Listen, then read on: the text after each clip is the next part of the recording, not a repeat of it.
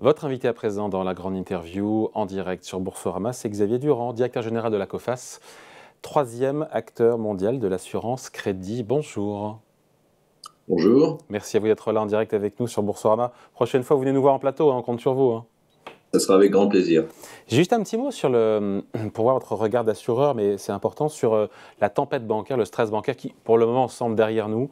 Comment vous l'avez vécu et puis la question de l'impact, est-ce que c'est un stress bancaire qui peut conduire à un ralentissement de l'activité économique, implicitement des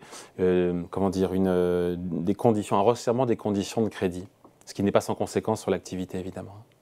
Oui, alors, effectivement, on a vu un stress bancaire. Vous savez, ça fait maintenant un petit moment que les banques centrales resserrent les conditions monétaires, augmentent les taux, et donc à un moment donné, ça crée des stress.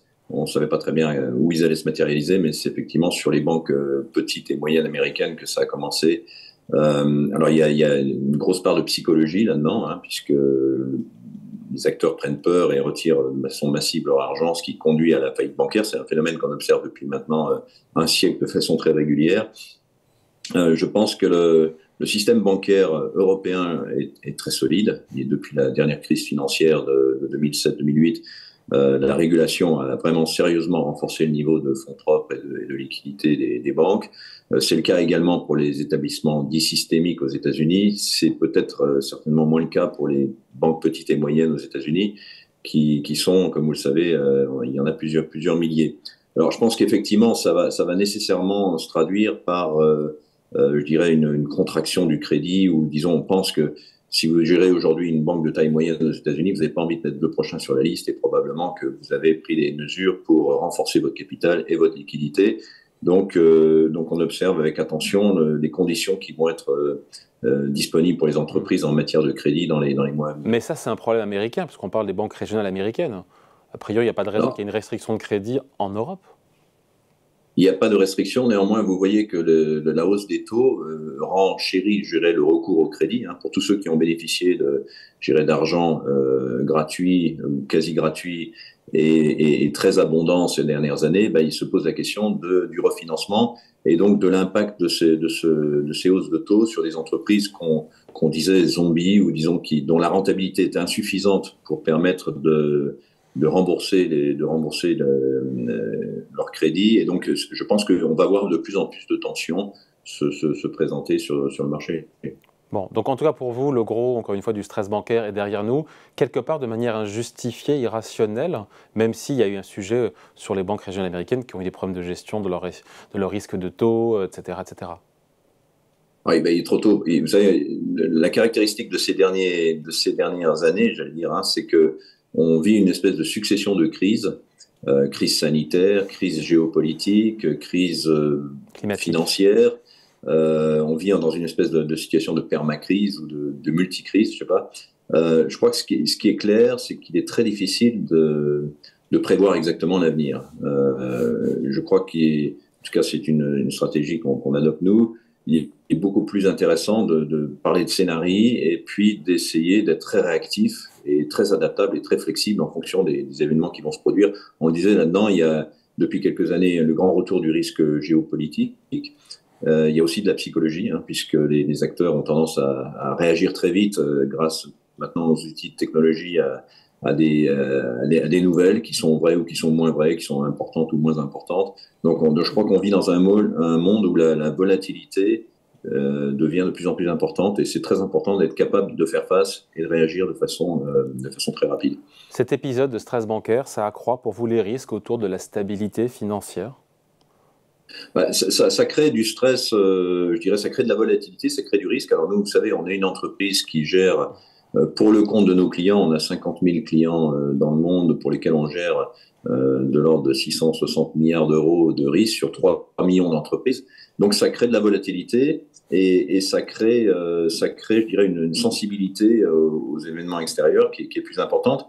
Pour nous, c'est notre métier. Après, je pense que comme je disais, depuis la 2008, je crois qu'on a appris beaucoup, et l'intervention de la puissance publique, de la main publique dans l'économie est de plus importante et joue un rôle de régulation qu'on ne lui connaissait pas avant. Ça redonne encore plus de sens et d'importance à votre métier, encore une fois, l'assurance crédit, le fait d'aider les entreprises à se couvrir contre le risque d'impayé, cette permacrise, cette crise multifacette, protéiforme, à la fois géopolitique, encore une fois, tout ce qu'on a pu dire jusqu'à présent, toutes ces crises qui se succèdent, qui se superposent, avec du géopolitique, du monétaire, ça rend encore plus utile vos services, j'ai envie de dire, non? Plus que jamais, parce que ce monde que je viens de décrire, finalement, chaque chef d'entreprise le vit à son échelle, dans son secteur, dans son pays, avec les opérations dont il est responsable.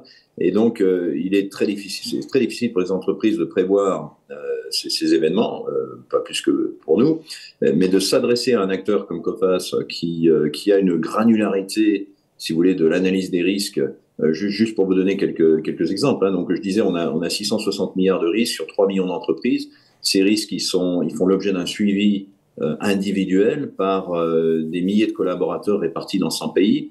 Et donc, c'est cette infrastructure de données, d'analyse, de suivi et tous ces processus qui permettent de s'ajuster au mieux en temps réel à ces événements qui vont se produire. Donc nous, ça, c'est notre proposition de valeur et je crois qu'elle est plus que jamais importante et de plus en plus significative dans un monde comme celui-là. Donc dans un monde avec beaucoup de risques, l'utilité de Coface s'en trouve renforcée. Clairement. Je crois que plus les risques sont complexes, plus ils sont volatiles, moins ils sont prévisibles, plus vous devez être bon dans leur analyse et leur suivi. Ce qui veut dire que notre infrastructure qu'on a développée, Coface, c'est une entreprise qui existe depuis 75 ans en France. On vient de fêter notre 100e anniversaire en Allemagne. Donc, au cours de ce siècle dernier, on a vécu toutes les grandes crises, les guerres, les crises monétaires et financières, et on a accompagné nos clients dans chacune d'entre elles, et l'entreprise se porte mieux que jamais, je dirais. Donc franchement, je crois que ça renforce effectivement, comme vous le dites, la pertinence de notre proposition de valeur. Et ça permet aussi, alors je pose la question benoîtement, hein, d'augmenter vos primes, justement, parce que les risques sont accrus, ou pas? Alors les prix dans nos métiers sont plutôt, de façon historique, Indexés à sur la le chiffre baisse. d'affaires, c'est ça? C'est-à-dire on fait des gains de productivité chaque année. Ces gains de productivité sont partagés avec nos clients, bien sûr. Je dirais simplement que Coface est une entreprise qui croît avec l'économie.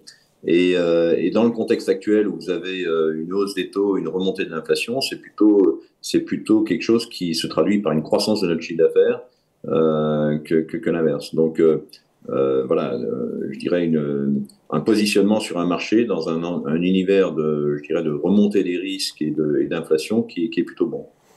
Avec, il faut donner les chiffres, les résultats 2022, historiques, chiffre d'affaires 1,8 milliard d'euros, 280 millions d'euros de résultats nets. Résultats historiques, est-ce que vous pouvez faire encore mieux cette année? Puisque les risques et l'environnement de risque c'est assombri, pardon de le dire comme ça, mais c'est peut-être encore être tout bénef pour vous? Et on fait pas de forward-looking statements, comme on dit, alors je ne sais pas en français, mais en anglais, on ne donne pas de guidance, si vous voulez, sur nos résultats.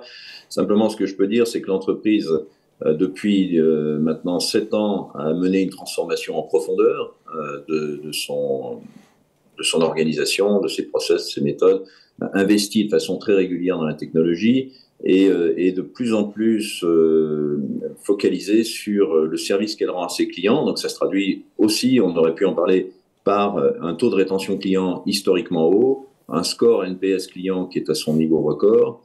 Et donc, je crois qu'on remplit notre mission tout en bénéficiant effectivement d'un environnement qui est pour nous, hein, qui est porteur. Donc, on verra l'année 2000. Je crois que le plus important pour nous, c'est de rester vraiment très fidèle à nos 4 valeurs qui sont le service aux clients, l'expertise. On investit en permanence pour rester au meilleur niveau en matière de technologie, d'analyse des risques, etc. La collaboration, parce que vous savez, on est présent dans 100 pays. Donc, c'est vraiment très important quand on travaille sur le cas d'un client que toutes les parties du monde communiquent entre elles de façon très, très efficace. Et puis, le courage de prendre des décisions dans un univers très mouvant où la prise de décision n'est jamais facile, mais souvent prendre la décision difficile au bon moment est la clé pour avoir un résultat qui soit bon.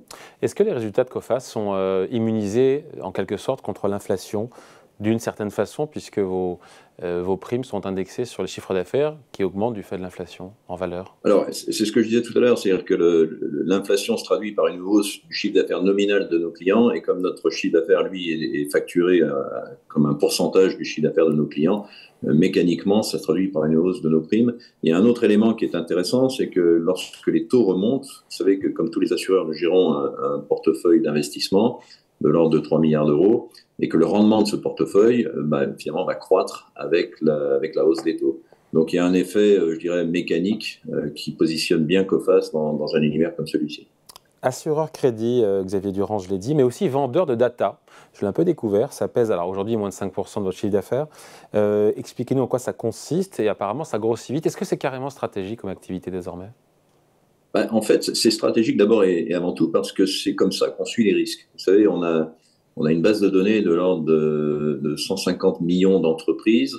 On est relié à une centaine de fournisseurs d'informations à travers le monde. On a des équipes qui font du scoring, qui font de l'amélioration de data, la vérification, de la déduplication. Il y a ensuite des analystes crédits qui surveillent ces chiffres de façon très, très approfondie. Donc il y a toute une infrastructure au sein de Coface qui permet de gérer le risque d'assurance, mais qui peut être aussi mise au service d'autres propositions de valeur. Donc on a depuis maintenant quelques années beaucoup investi dans ce domaine pour mettre ce savoir, cette technologie, ce data, cette expertise au service de clients pour des cas d'usage qui ne sont pas nécessairement ceux de l'assurance crédit traditionnelle. Alors vous pouvez aussi décider que vous assurerez pas, mais vous utiliserez les datas de Coface pour surveiller vos clients. Vous pouvez par la même occasion surveiller vos fournisseurs.